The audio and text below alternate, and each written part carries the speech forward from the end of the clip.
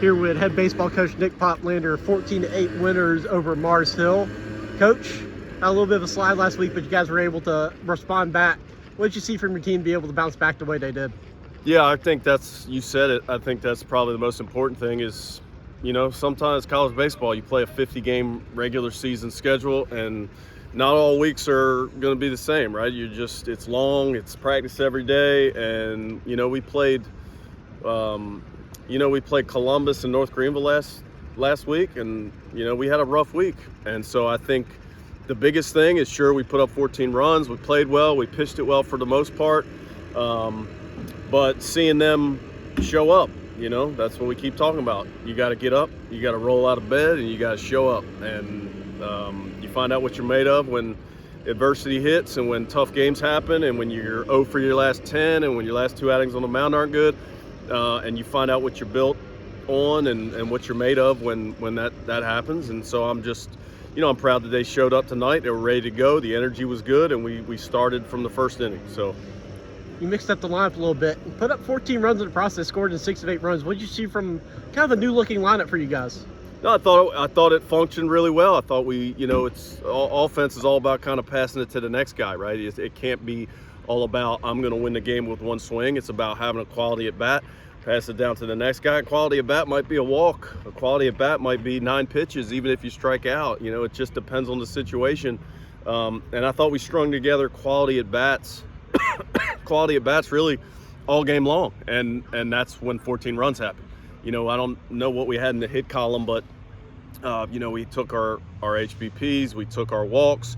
We fought a little bit when we got the 2 strikes. I think we could probably do a little bit better job of that, but just the function of the lineup, trying to find the right combination, that can have more nights like this. So I thought we were pretty dang good. Carter McCormick, first start of his career, put up 2 hits. I think he got a walk in another at bat.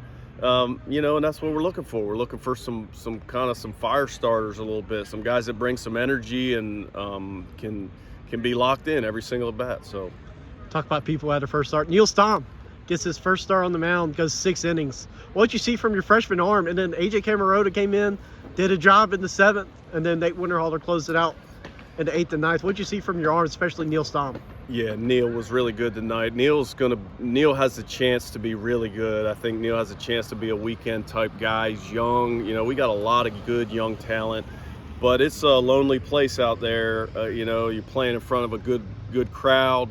You get the start, and he's only, he's had a handful of appearances, some good, some not so good, but he's got really good stuff, and he's a great kid, and I'm really happy to see him go out there and have a really good night.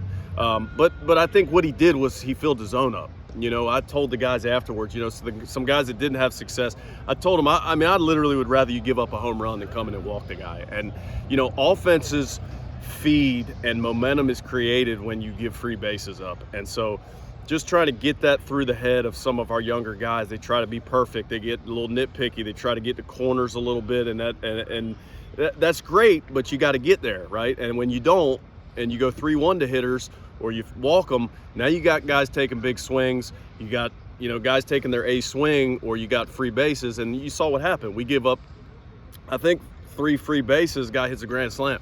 The walks are the problem, not necessarily the home run. So I think what Neil did was he gave us a chance every half inning.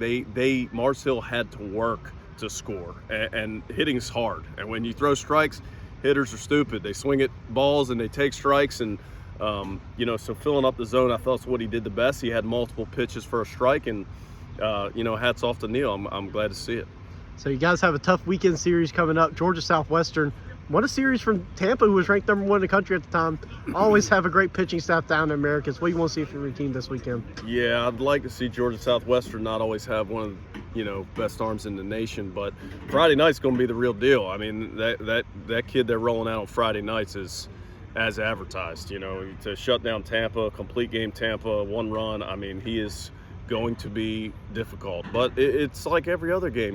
Like, hitting's still hard, even if you're not facing the best arm in the nation. You got to have a plan. You've got to have an approach. You got to have an approach with 2 strikes, and you gotta know what that is pitch to pitch. The game changes literally every pitch. Your job at the plate changes every pitch, and that's what I want. I want them to be not just locked in, but understanding the change that occurs with each pitch. Have a feel for what we think he's going to try to do. Watching guys that are similar to you. Big right-handed hitters ought to be watching other big right-handed hitters. What's he doing to them? Small lefties ought to be watching other small lefties and just trying to get a feel for how he's going to work you and pitch you. And so we got a tough weekend.